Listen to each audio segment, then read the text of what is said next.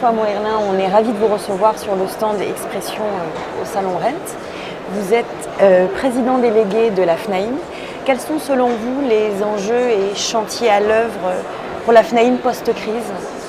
D'abord, la crise a été plutôt bien passée, c'est-à-dire qu'on imaginait que tout allait s'arrêter comme l'économie et comme le confinement nous y obligeait. Et finalement, on a vu les Français avoir une énorme appétence pour l'immobilier, pour les raisons qu'on connaît, sur l'envie de changer de logement, d'avoir plus grand, un balcon, une terrasse, un jardin, ou de se délocaliser dans des villes de province. Donc c'est une très belle période pour l'immobilier, une période qui se prolonge. Alors, la tendance, l'accompagnement que peut avoir la FNAIM pour les agents immobiliers, il est multiforme. C'est vrai qu'on a beaucoup informé nos adhérents sur toute l'évolution réglementaire au niveau des assemblées générales, du déconfinement, du droit de visite, etc. pendant les périodes les plus difficiles.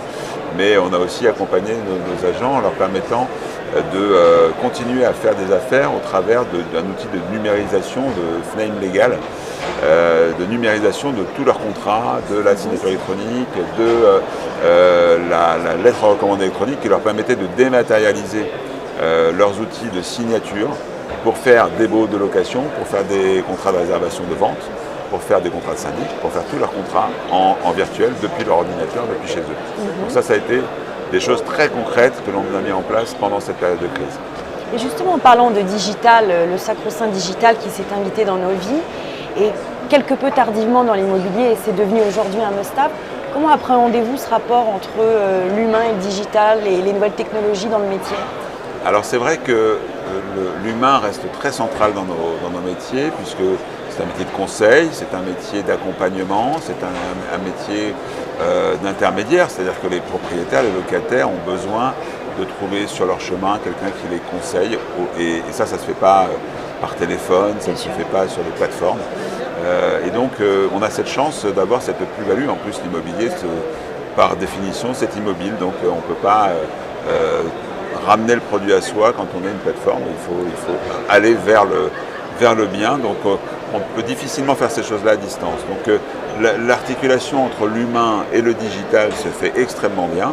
Par contre, en effet, l'enjeu, c'est de faire en sorte que les professionnels se saisissent des outils digitaux que l'on peut voir ici au Rent. Une force.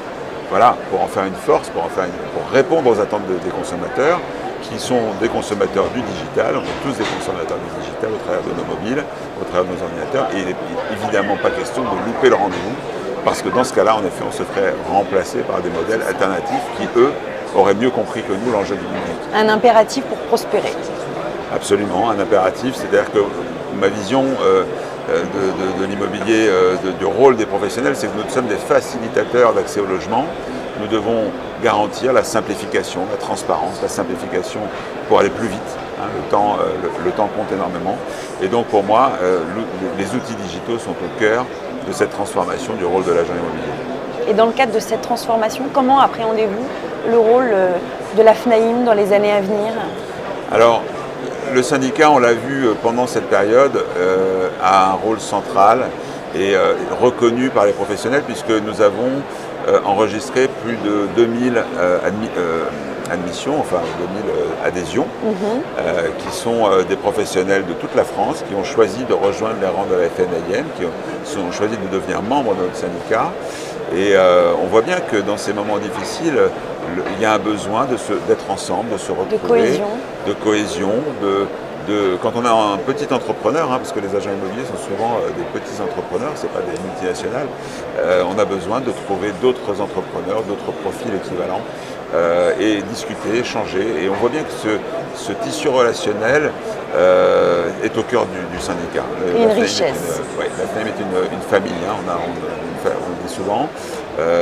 Et donc, cette nécessité d'être ensemble nous amène également à proposer au sein du syndicat des outils toujours nouveaux, toujours différents, auxquels un agent immobilier indépendant n'a pas forcément accès, puisque grâce à la force du collectif, on arrive à obtenir des moyens et des conditions qui sont plus favorables pour les agents immobiliers. Et je n'oublierai pas d'ailleurs que nous avons un FNAIM Lab, qui est une sorte de laboratoire qui nous permet, une vigie, qui nous permet d'identifier les bonnes initiatives, les bonnes pratiques, les nouveaux entrants sur ce marché, qui apportent des outils digitaux de qualité. Et grâce au FNAIM Lab, eh bien, nous parvenons à mettre à disposition de nos adhérents des solutions digitales nouvelles, disruptives, qui sont des outils pour gagner des parts de marché. Pour faciliter le travail de tous les jours. Faciliter le travail, gagner en productivité, gain de temps.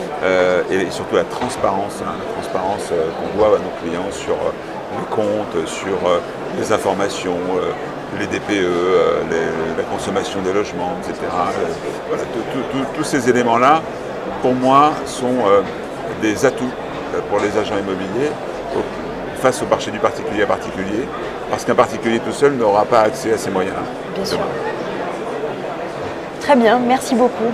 Merci à vous.